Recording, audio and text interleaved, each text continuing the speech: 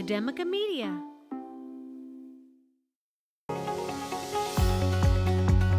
You are listening to Charter School Superstars, bringing you the voices of an education revolution. Welcome to the show, everybody. I'm Ryan Kairalla. Our guest this week on the program is the founder and CEO of the Mission Achievement and Success Charter School, a high-performing charter in Albuquerque, New Mexico, that serves over 2,000 students from pre-K to 12. The school is a recent Yass Prize semifinalist and has plans to expand to a third campus to continue to serve its community. You can find out more about our guest's work by visiting www.missionachievementandsuccess.com. We are happy to welcome JoAnn Mitchell on the Charter School Superstars. Hi, JoAnn. Hi, good morning. Or good afternoon. Good morning. Afternoon. Well, it's a podcast, so it's whenever the folks listen to it. So I think either of are acceptable. Maybe be a good evening thrown in there. I am thrilled to be chatting with you, JoAnn. I have really enjoyed what I've been reading about your charter school out in New Mexico. I don't think we've had a New Mexico charter school guest yet, so we're finally able to get that first accomplished for our program. Can you tell us a little bit about what makes your school so special? Thank you. Yes. Well, I'm happy to represent New Mexico.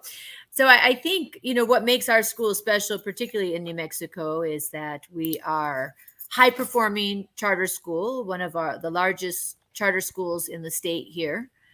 First charter school to replicate, and we serve a very underserved demographic here. And I think that we really have been a trailblazer in the state to set a different narrative for underserved students in our community. 50% of our kids are first-generation high school graduates, and over 90% will be first in their families to graduate college. And out of our graduating classes, 100% of our kids have received acceptance letters to college. And so I think that's just a real thing that makes us different here, with New Mexico being ranked last in the nation. Yeah, well, first of all, some of those wins that you highlighted there for your school, I think, deserve a little bit of a celebratory horn there. You mentioned that piece at the end about New Mexico as an education system, right? I think the achievements of your school and the fact that your school is replicated takes on all the more importance when we talk about the state in which you're operating, right? This is a education system that is underperforming. Can you talk a little bit more about the state of the education system in your state and what your school is doing to try to fight that? Yeah, absolutely. So just a tiny touch of my background, I'm from New York, actually, and I moved around the country. My ex-husband was an athlete. He played hockey, and so we ended up in New Mexico because there was a hockey team here. And so in those experiences, I lived in Georgia, I lived in Florida, I lived in New Mexico, upstate New York City. I've lived in a variety of different places, and it was a very intentional decision to come back to New Mexico and open a school. When I had lived here before, I just found out of all the places I had visited, like it really had a high need. And I can tell you, when I first started working here, I didn't know it was ranked last in the nation in education. And historically, it's always been like that 48th, 49th, 50th position for rankings. And right now we're ranked 50th. And I think it's really evident in a thousand ways, right? Like if you look at the graduation rates in the state, the student performance in the state, if you look at, attendance issues, you name the issue. And I think it exists at a much more profound level here than in other places I've had the experience of working. Okay. Can you tell us a little bit about the state of the charter school movement, specifically in New Mexico? So I'm from Florida, where we have a pretty vibrant charter sector. I think, something in the hundreds of charter schools throughout the state, particularly in South Florida, where I'm from. And we've seen the charters here have a pretty measurable impact on bringing positive academic outcomes throughout the state. We're seeing traditional public schools rising accordingly alongside the charters from this movement. What are we seeing in New Mexico?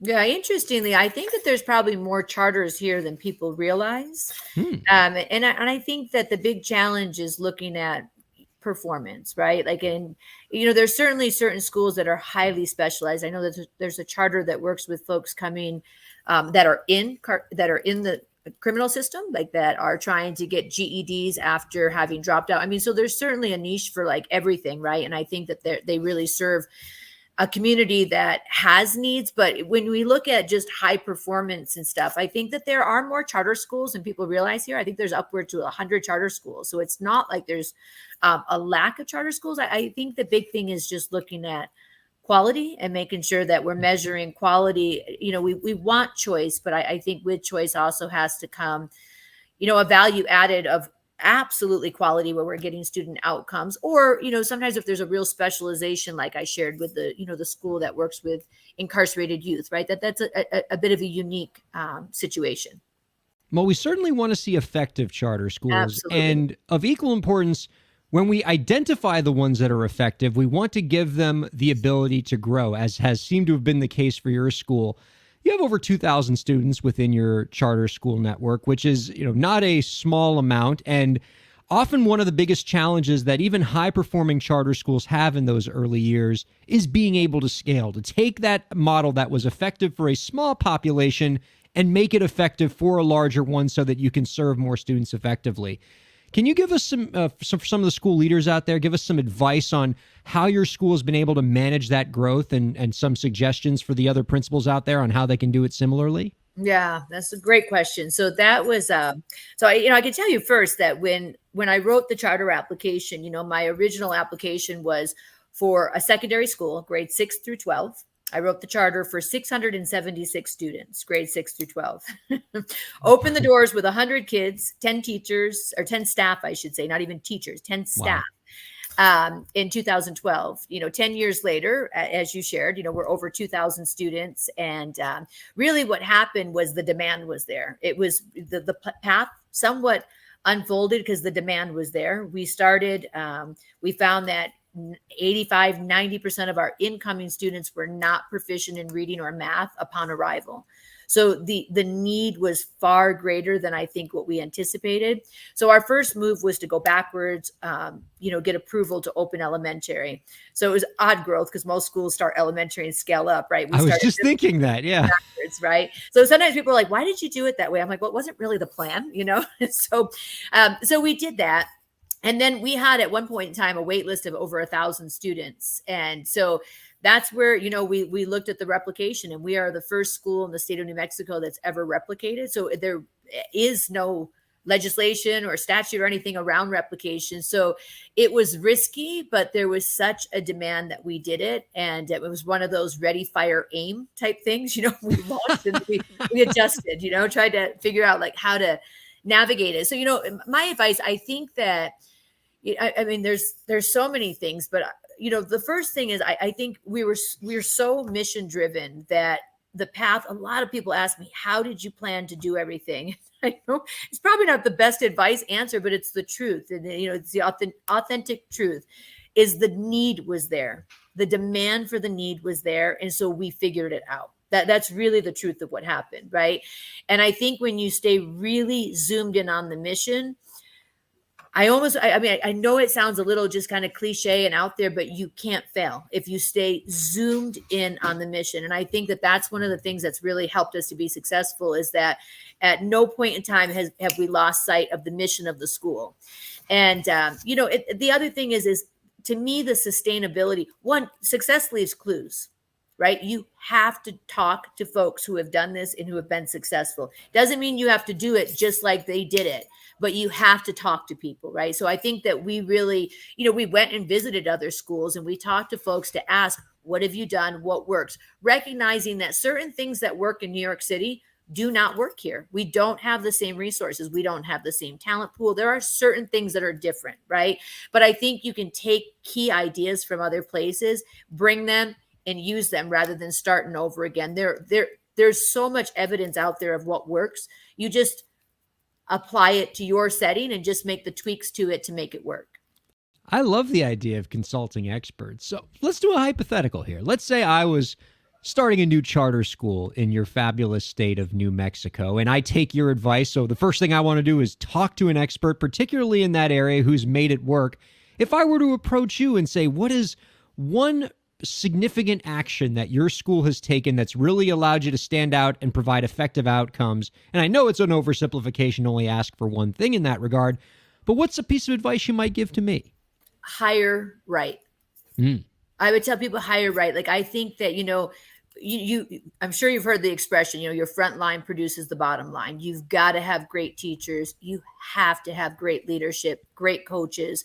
And in that, you hire around the values of the organization. You hire around the mission, right? But I think that, and there's not enough that can be said about the importance of hiring effective folks, right? And I think it starts more around the values part. You find people, like, our core values include passion, like passion for this work, that extreme ownership, like taking 100% accountability for yourself, like really owning things, working hard, like that's all part of that extreme ownership, right? And then our third one is that growth mindset, that willingness to learn and grow. When we try to hire, especially, teachers, you don't have to come with like lots and lots of teaching experience. I can teach you if you're passionate about serving the students that we work with. If you deeply believe in our mission, I can teach you those things, but you've got to have the growth mindset and be willing to learn and grow. So I would tell people the number one thing I would say is to hire the best talent that you can find. That's really interesting. And when you talk about the best talent that you can find, you made an interesting distinction there between the things that you think you can train in a teacher versus the things that that teacher has to bring to the workplace. And you were saying you can train subject matter expertise at your school. You can train experience if they lack teaching experience. But what it sounds like to me, and not to put words in your mouth, is the thing that you can't train, that they have to bring into the door, is a shared sense of vision and a passion for this population. 100%.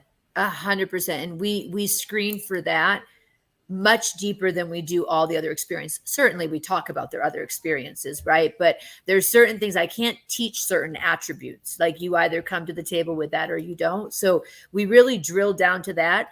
And then we never stop coaching, talking about it. I mean, you kind of are eating the mission and the values for breakfast every morning, right? Like, we're constantly infusing that into everything we do, because it's really easy to lose sight of why you do the work.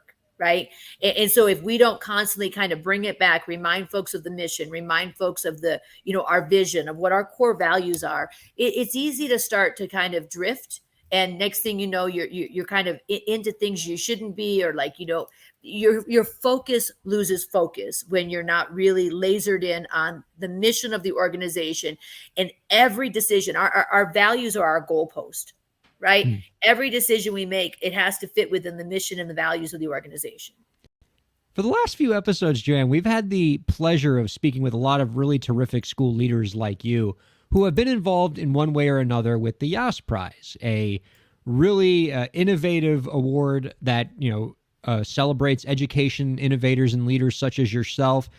You were recently announced as a semifinalist for that award and have gotten quite a bit of fame from that. Can you tell us a little bit about what you've been doing with them lately?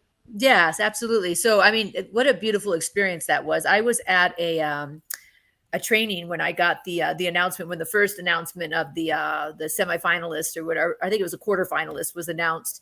And so, I mean, I was elated, like, to know that there were over 2,700 applicants, right? And we were selected, and, as part of that group, and then to fly to New York, right, to be part of that celebration and to meet all the folks that were selected as quarterfinalists and then moving down to semifinalists. Like, what a beautiful experience. Like, you meet one, it's just, there's such electrifying energy to be around folks like that who are really like, just, I don't know, blazing trails and like doing like what seems like the impossible. It's nice to be in that company, right? So it was a remarkable experience. And, I felt like I learned so much from everybody that was part of that. And they put such a class act on too, of, the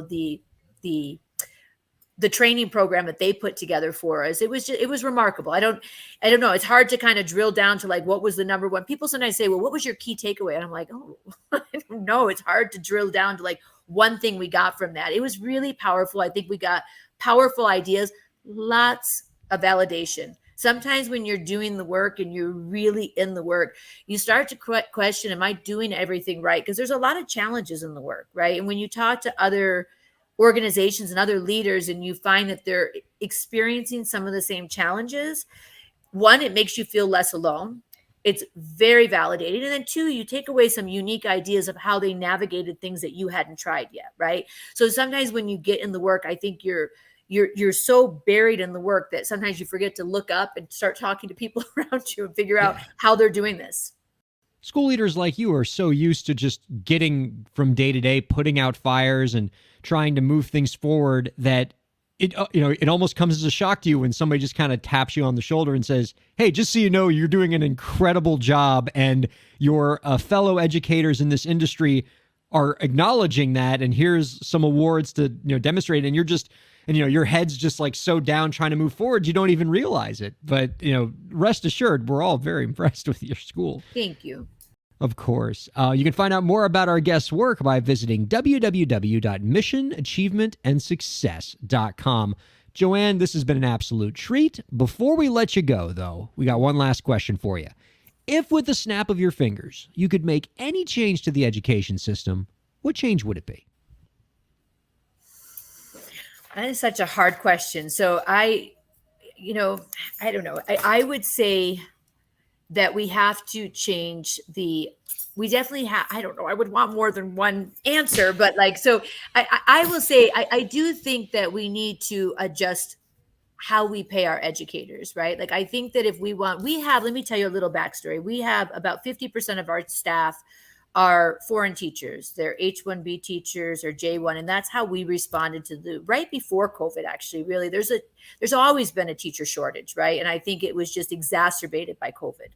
And so before COVID, one of the things we started to do is go out of the country to try to find teachers, because we struggled to find them here in our state, even in other states.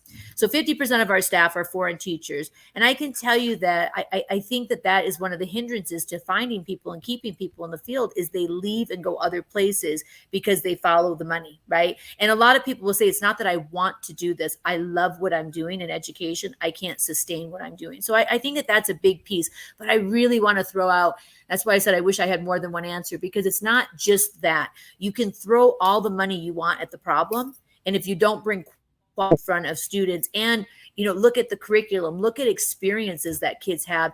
I was very fortunate to be invited, by Forbes to attend International Women's Day in Abu Dhabi recently.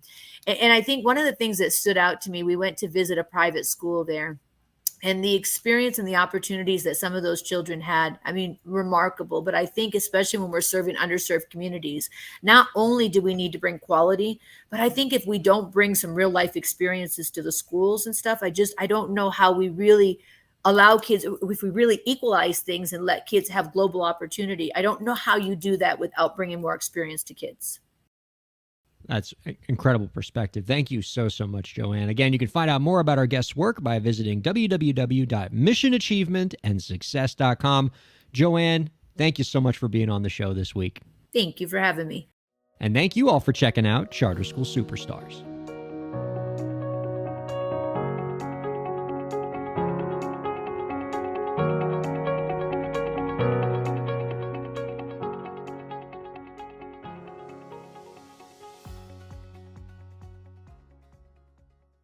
The views expressed on the preceding program have been those of the hosts and guests and do not necessarily reflect the views of Academica, its clients, staff, affiliates, or advertisers.